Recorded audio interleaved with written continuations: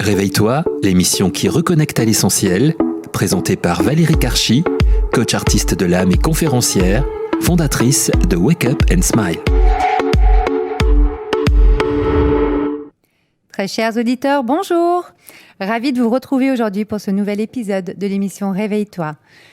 Aujourd'hui, j'accueille un homme de cœur très inspirant. J'ai souhaité l'inviter aujourd'hui pour parler d'éveil, de réveil, autour de différents sujets qu'on va aborder pendant cette petite demi-heure ensemble. Et mon cher Bruno Hugues. Bonjour Valérie.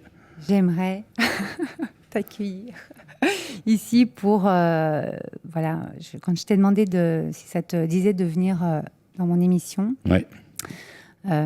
J'ai différents sujets à aborder avec nos très chers auditeurs parce que tu es très inspirant. Moi, tu m'as beaucoup inspiré dans ma vie et j'aimerais partager ça avec nos auditeurs. Et il y a une cause que tu portes actuellement et j'aimerais que tu nous en parles. Écoute, c'est un grand plaisir. Déjà, merci de me recevoir. En fait, je coporte avec le fondateur d'un collectif qui s'appelle Art for Tibet. Qu'est-ce que c'est que le collectif Art for Tibet? En fait, Mr. Chris, qui est un artiste contemporain, street comme peintre, dans un de ses périples en Inde, a eu l'immense bonheur dans son parcours de vie de tomber, de s'arrêter au MacLeod Gange. Le MacLeod Gange, pour ceux qui connaissent, c'est le village où vit le gouvernement tibétain en exil. Évidemment, lui inspirant, que je n'ai pas la chance de connaître. Donc je rêve d'y aller. Il se passe que moi, dans mon karma et dans mon parcours personnel, c'est pas encore venu. Ça viendra sans doute, je l'espère. Et donc le jour où Mr. Chris arrive dans ce village, il est confronté à un peuple en exil, avec ce que ça comporte d'exil, de gens qui sont sortis de leur terre, sortis de leurs histoires, sortis de leur fratrie, sortis de tout ce que nous, on peut imaginer, mais avec une conscience différente, puisque c'est une conscience tibétaine et c'est une conscience bouddhiste, où il n'y a pas d'appartenance, où les choses ne nous appartiennent pas, où les êtres ne nous appartiennent pas, et où en fait, ils rencontrent des gens qui sont tous extraordinairement inspirants, parce que dans l'extrême souffrance et dans l'extrême ils sont dénués à rien, ils ont presque rien, ils sont beaucoup plus souriants et beaucoup plus porteurs d'espoir et beaucoup plus porteurs de vie que l'immense majorité des gens qu'on rencontre en Occident ou en tout cas autour de nous, enfin, sans faire de parallèles qui n'ont pas lieu d'être.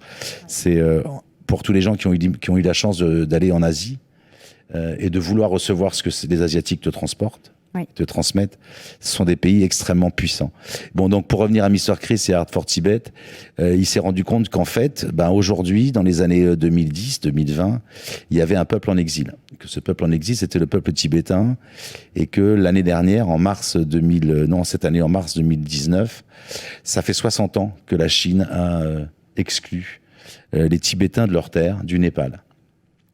Et que c'est une cause dont on parle peu, voire pas du tout, qui est connue des gens qui sont touchés par le Tibet, qui sont touchés par les gens dont la spiritualité et le bouddhisme, et qui sont conscients de ce qui se passe dans le monde aujourd'hui, en tout cas dans cette partie du monde, et en tout cas dans le fait qu'aujourd'hui, un peuple vit en exil, et qu'on en parle peu. Alors on n'en parle pas du tout, mais on en parle peu. Et en fait, Mr. Chris se dit, c'est pas possible que ça en reste là. Il faut que je fasse quelque chose. Et en fait, il a décidé, à toutes les dates commémoratives de l'exil du peuple tibétain en Inde, enfin dans le nord de l'Inde, puisque le MacLeod Gange est situé juste au-dessus de Dharamsala, au nord de New Delhi, enfin de Delhi. Et en fait, il s'est dit, qu'est-ce que je vais faire? Je peins la rue. En fait, j'utilise mon art avec les murs, avec mes moyens, pour que je sois vu de l'extérieur. Et il a décidé que tous les ans, il allait faire venir des artistes contemporains, des peintres, des peintres de rue, pour habiller la rue de leur vision du Tibet et de leur vision de ce peuple en exil. Wow. Et ça s'arrête là, en fait. Okay. Il n'y a pas de volonté au-delà de celle-ci qui est d'utiliser l'art pour ce qu'il est, c'est-à-dire la vision de quelqu'un sur une thématique, sur une émotion, sur ce qu'il reçoit quand il passe dans un endroit. Alors là, je parle sans connaître le MacLeod Gange. Donc je pense que ce que je transporterai dans un an quand j'y serai allé pour la première fois, puisque j'y vais en mars l'année prochaine, sera très certainement différent. Ce que j'en ai vu, des images que j'en ai vues, des reportages que j'en ai vus, des photos que j'ai vues de ce que les artistes avaient fait, c'est juste éminemment magique, puisqu'en fait, il n'y a pas de thématique. C'est de l'art pour de l'art. Ouais. Il n'y a surtout pas d'objectif, en tout cas de volonté de diriger l'artiste dans un sens précis. Quand on fait parfois, on demande à des artistes de travailler sur une thématique précise. Là, il n'y a même pas de thématique. En fait, Mr. Chris, il dit aux artistes quand il les rencontre, voilà, si tu es touché par le fait que ce peuple est en exil, ben voilà, fais ce que tu veux, fais ce que tu as envie de faire, je te donne tel espace, tu peins ce que tu as envie de peindre. On est sur du street art. Hein. Okay. Donc le street art, c'est vraiment utiliser la rue et utiliser la street et prendre l'art pour mixer l'art et la rue. Okay. Et là, on est au Tibet. Enfin, on est en tout cas autour de la problématique du Tibet. Voilà.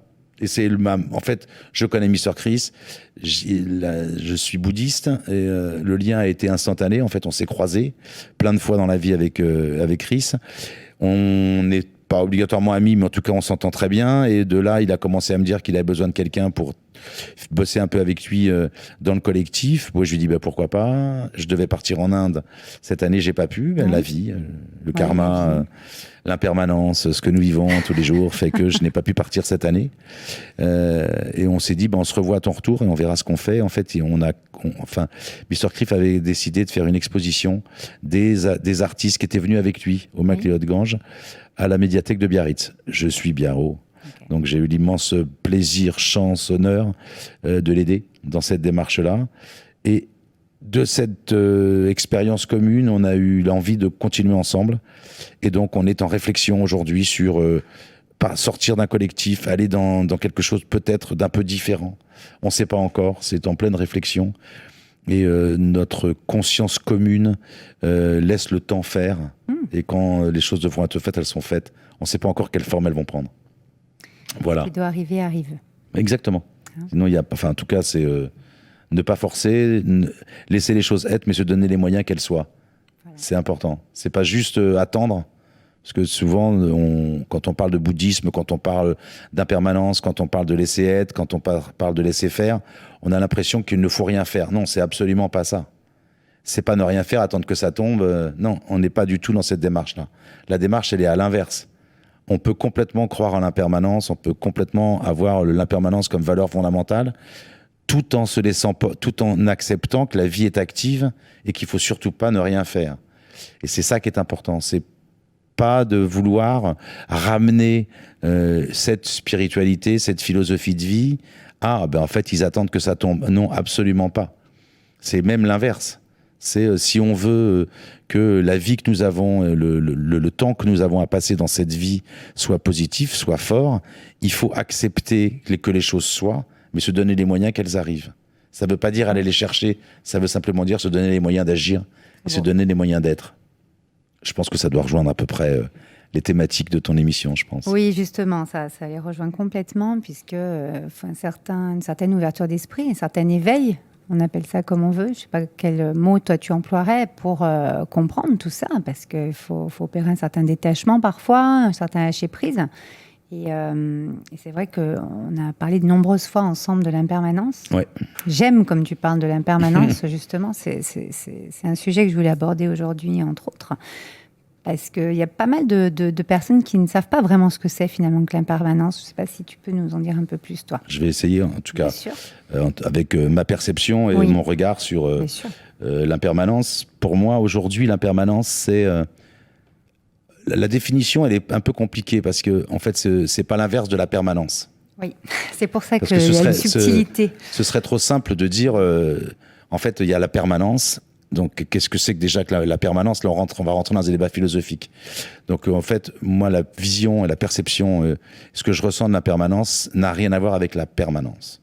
L'impermanence, c'est simplement que rien ne dure.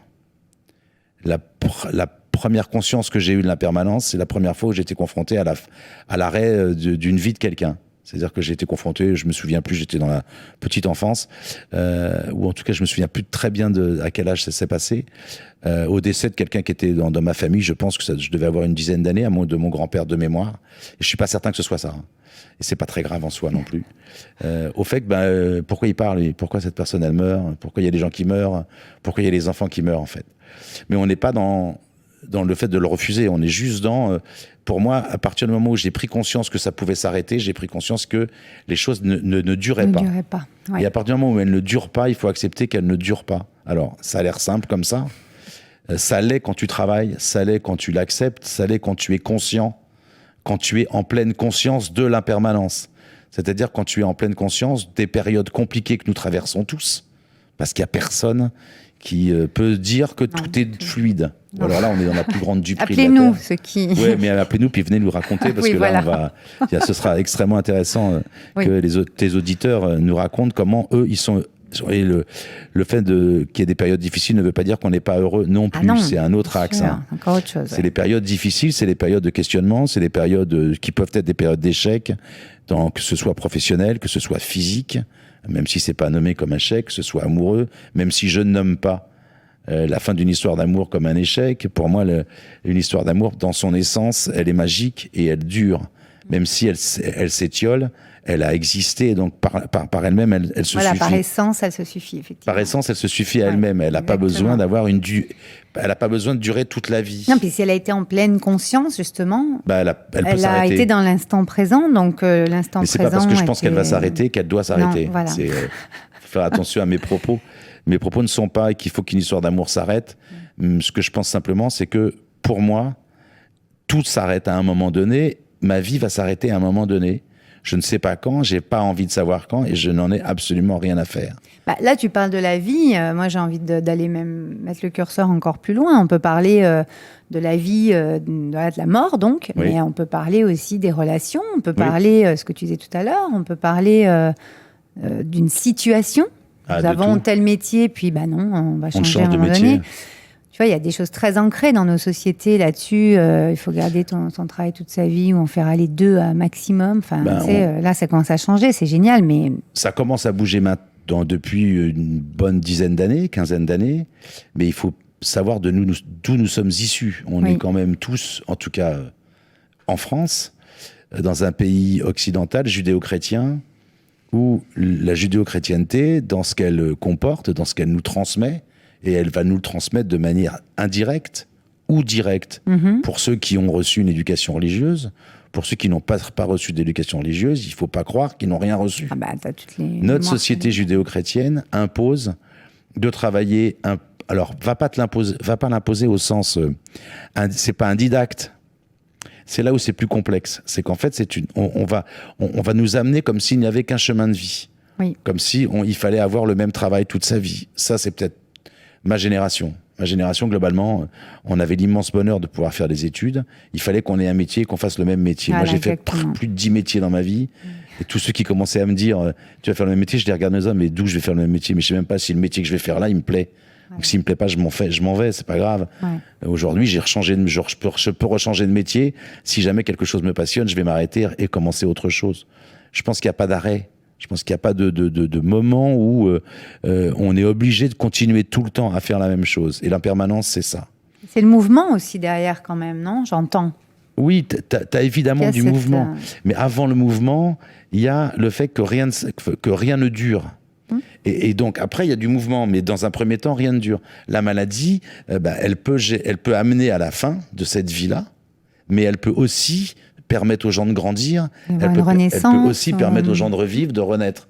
Là, un boulot qui s'arrête, alors on peut avoir des débats, on a les sempiternels débats, pour toi c'est facile parce que tu peux. Non, c'est pas facile du tout de changer de boulot, c'est pas facile du tout de passer par des périodes où t'as pas de taf.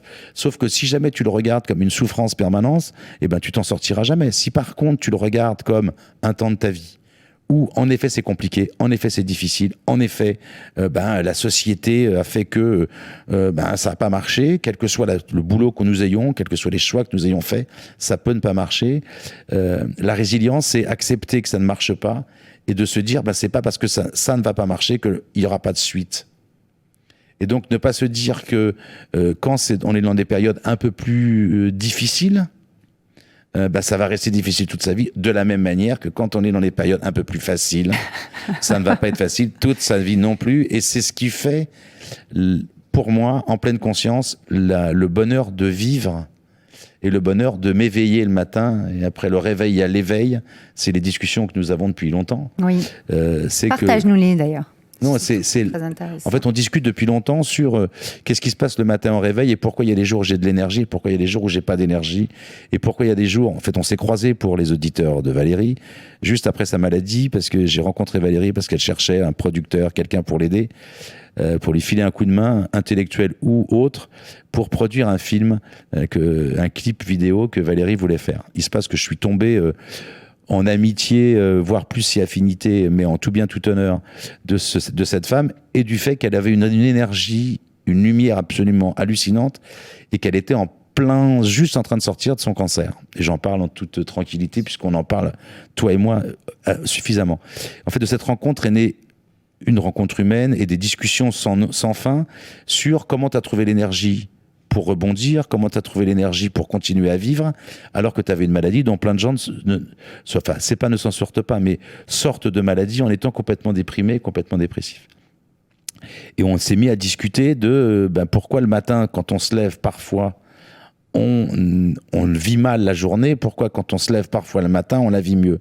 Et je pense que simplement, on ne veut pas ouvrir les yeux le matin quand on se réveille. Et en fait, le réveil, c'est simplement le simple fait que l'esprit, tout d'un coup, se reconnecte avec la réalité. Et au lieu de se dire ce temps de latence entre le réveil et l'éveil, c'est-à-dire ces quelques secondes qui vont faire que, tout d'un coup, notre journée va commencer, il faudrait essayer, alors moi je le fais tous les jours, mais je n'y arrive pas tous les jours. Mais en tout cas, tous les jours, j'essaye d'être en pleine conscience de la chance que j'ai de me réveiller. Et là, on en revient à la mort et à la fin. Oui. Pourquoi ? Parce que dans notre esprit, dans notre vie, dans ce chemin de vie-là, il y a un matin il y a un moment où on ne se réveillera pas. Oui. Et donc, être conscient de la chance que nous avons de nous réveiller peut nous amener à avoir une journée éveillée.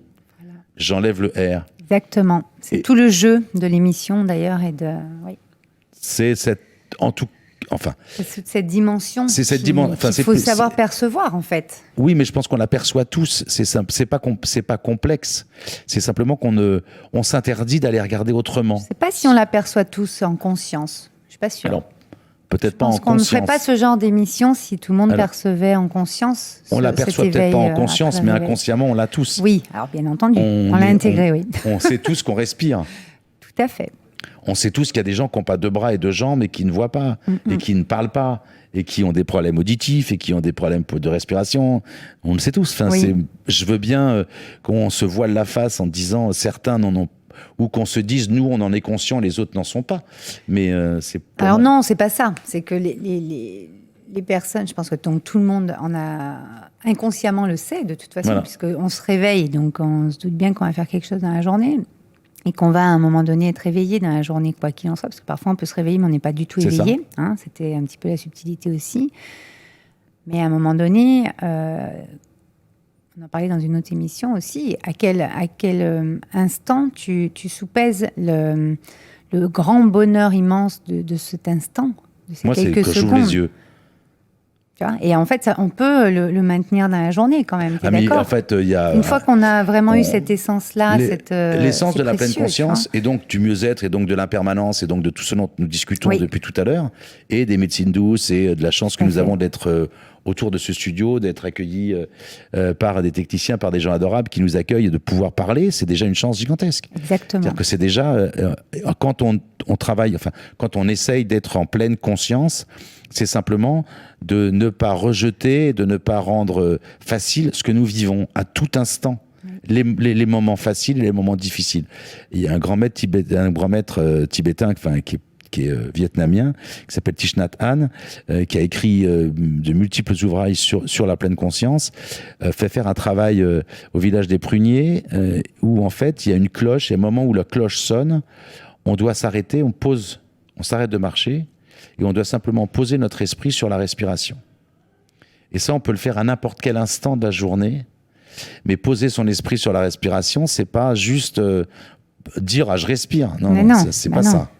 C'est poser son esprit en se disant j'ai la chance de respirer un air pur dans un pays libre, sans dictature, où je peux penser, vivre, aimer de manière libre. C'est pas simplement se dire je respire. Déjà la conscience de respirer est déjà forte, mais il faut aussi travailler sur au-delà. L'au-delà, c'est prendre conscience de la chance que nous avons de respirer dans le cadre dans lequel nous sommes. Et le simple cadre dans lequel nous sommes, y compris parfois dans le métro, ou parfois en effet dans le métro, ça peut être désagréable, j'en suis tout à fait d'accord. Et ben arrêter son pas. Arrêter son pas, c'est pas simplement s'arrêter, c'est arrêter son pas et faire en sorte que l'esprit se pose sur l'instant présent. Ben, l'instant présent, on peut aussi regarder le fait qu'on a la chance d'être entouré de gens, qu'on a la chance d'être dans un moyen de transport qui nous amène d'un point 1 à un point 2, on peut le prendre, donc on peut avoir eu l'argent, alors qu'il y a des gens qui n'en ont même pas, qu'il y a des gens qui sont dans ces rames de métro qui n'ont même pas de quoi se nourrir. C'est ça. Le c'est ça est déjà péremptoire et déjà judéo-chrétien. Donc déjà, je devrais l'enlever de mon propos. La perception que j'ai aujourd'hui de la pleine conscience, c'est parce que j'ai la chance de pouvoir j'ai la chance d'avoir traversé des périodes différentes dans ma vie, et j'espère en traverser d'autres, ô combien, et que de ces différentes expériences que j'ai vécues, j'ai eu la chance de rencontrer le bouddhisme, de me rendre compte qu'il y avait une spiritualité dont les valeurs fondamentales collait parfaitement à ce que j'avais en moi depuis toujours, que j'avais très certainement masqué parce que c'était pas simple. Il y a quelques dizaines d'années d'avoir ces pensées-là, même si elles sont pas négatives. C'est simplement différent. Okay. Et cette différence-là, parfois, elle amène à regarder le monde différemment, elle amène à regarder la médecine différemment, elle amène à regarder la maladie différemment, elle amène à regarder la fin de vie différemment, elle amène à regarder le départ, enfin la mort différemment. Okay. Oui. Et est-ce que justement, parce qu'on parle d'impermanence depuis tout à l'heure, là, est-ce que tu as, t'as vraiment... tes épreuves t'ont permis vraiment d'avoir cette profondeur encore décuplée ou pas? Complètement, je pense que c'est... Il y a eu des déclics quand même à des moments. Comment ça s'est passé en toi? Parce que les personnes qui traversent des épreuves ou qui essayent d'avancer comme ça, enfin, on est tous en chemin, hein, à un moment donné, pensent toujours que chez l'autre, c'est plus facile ou que... Tu vois? Donc... Non, mais non, c'est pas... Alors, à titre donc très personnel, donc je vais raconter un tout petit peu. En fait, j'ai eu l'immense bonheur de rencontrer le bouddhisme dans ma plus grande histoire, dans l'histoire d'amour qui m'a le plus fait souffrir dans ma vie. Okay. Donc c'est quelque chose d'extrêmement intéressant, c'est que cette femme qui m'a permis de découvrir le bouddhisme est la femme qui m'a le plus fait souffrir.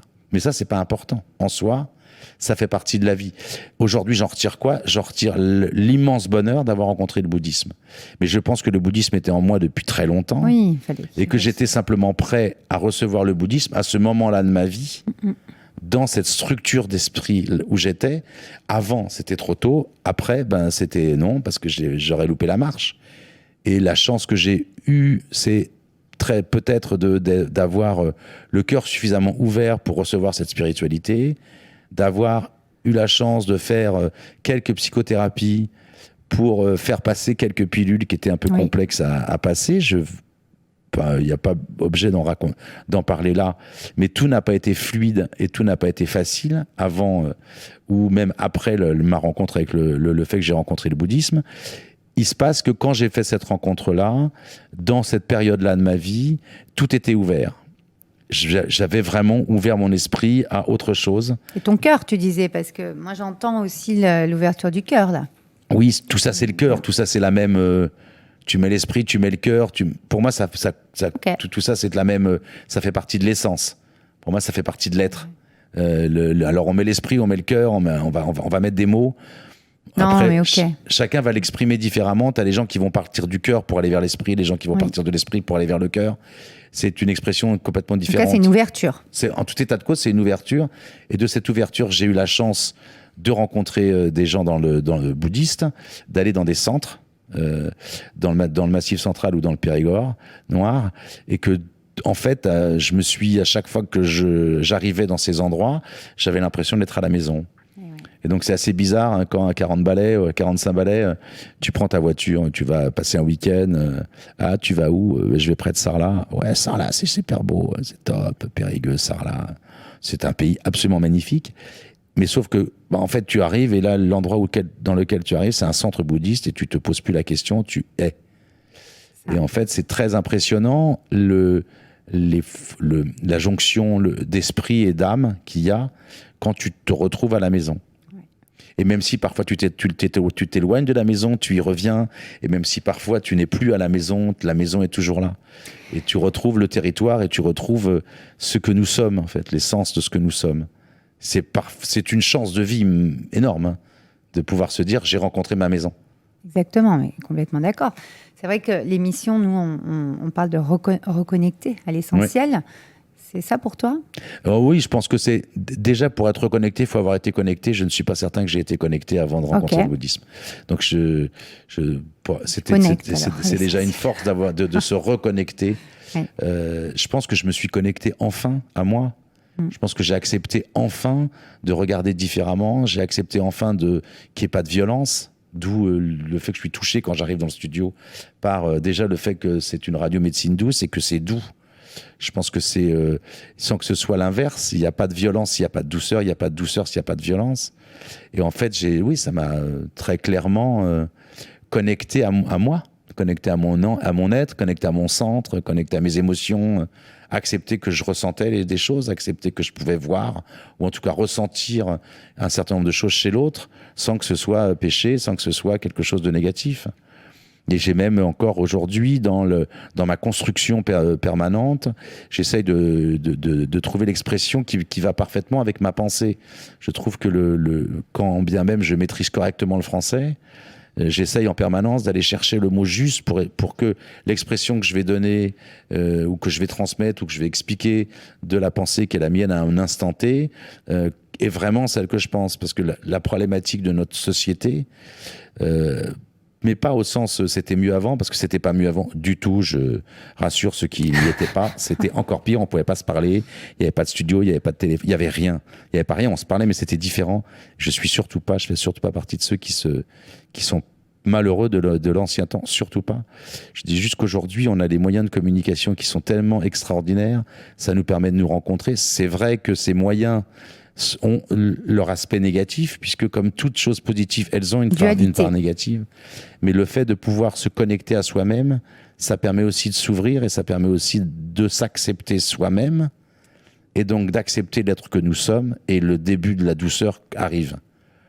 Tant qu'on n'a pas accepté que nous sommes des gens bien et des gens moins bien, et qu'en chacun d'entre nous, en chacun de nous, il y a du bon et du moins bon, mais il n'y a pas que du bon ou il n'y a pas que du moins bon. Il y a et du bon et du moins bon. Et l'acceptation de ça, ça fait que, il y a des périodes où j'ai pas été cool, il y a des périodes où j'ai trahi, il y a des périodes où j'ai menti, il y a des périodes où ouais, bien sûr que oui. J'en suis pas fier du tout. Mais comme je ne suis pas plus fier de mes périodes où j'ai été plus en réussite et plus en phase avec moi, ça fait partie de l'être que je suis. Et dans cet être-là, il y a la douceur, il y a la connexion à soi, et donc, après la connexion à soi, il y a la connexion aux autres. Je pense qu'on ne peut pas être connecté aux autres si on n'est pas connecté à soi. Complètement d'accord. C'est ce que je ressens. Mais comme la douceur de ce studio, ça c'est intéressant. Oui. Nous sommes que deux, le studio est gigantesque pour les auditeurs. Il y a peut-être une caméra. Donc ceux qui peuvent voir, découvrent le studio, c'est assez magique. De se dire que dans ce grand studio, il y a deux êtres qui se parlent comme s'ils étaient autour d'un café ou d'un thé, en train de se parler, en se disant, et toi, t'en es où là? T'as regardé, t'as vu, on s'est fait un thé, là, il y a écrit quoi, toi? Il y a écrit sois toi-même. Ah mince, c'est exactement là où je suis aujourd'hui. Ah ouais, c'est ça. Ouais. Alors ça, c'était là pour vous faire un petit aparté sur notre quotidien avec Valérie. On s'envoie parfois quelques photos sur tiens, t'as pris quoi comme sachet de thé? J'ai pris ça. Alors, il est naze celui-là. Et parfois, ça nous parle. Voilà. C'est un quotidien de gens connectés. Exactement.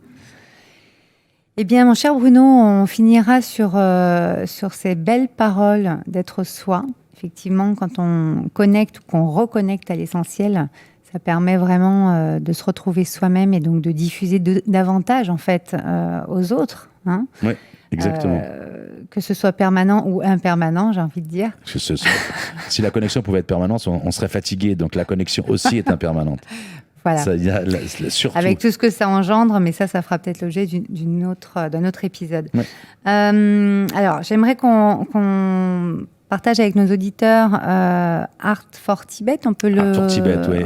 Art for Tibet, ART fort, voilà, FOR Tibet, comme le Tibet. Aujourd'hui, vous avez une page Facebook qui vous explique un peu le collectif, qui va vous montrer un certain nombre de photos. Comme je vous le disais tout à l'heure, comme je le disais à tes auditeurs tout à l'heure, on est en pleine réflexion sur peut-être une association. Quelle va être sa forme, quel va être son objet, quelle va être la cause. On est en pleine réflexion. Donc, je préfère pas en parler tant que c'est pas finalisé. En tout cas, pour ceux que ça intéresse aujourd'hui, pour les artistes qui sont attirés par rejoindre un collectif à but totalement non lucratif, puisqu'il n'y a pas d'argent qui circule. On peut être amené à vendre quelques œuvres pour rembourser quelques frais, mais ça s'arrêtera là. Et la mécanique, pour l'instant, n'est pas définie. Venez, rejoignez-nous, rejoignez Mr. Chris. C'est un artiste phénoménal.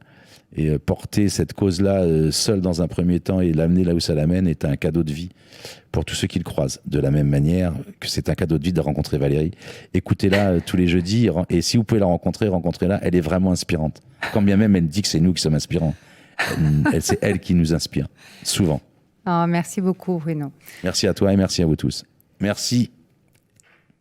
À très bientôt. Je vous retrouve la semaine prochaine. Au revoir. Réveille-toi, l'émission qui reconnecte à l'essentiel, présentée par Valérie Karchi, coach artiste de l'âme et conférencière, fondatrice de Wake Up and Smile.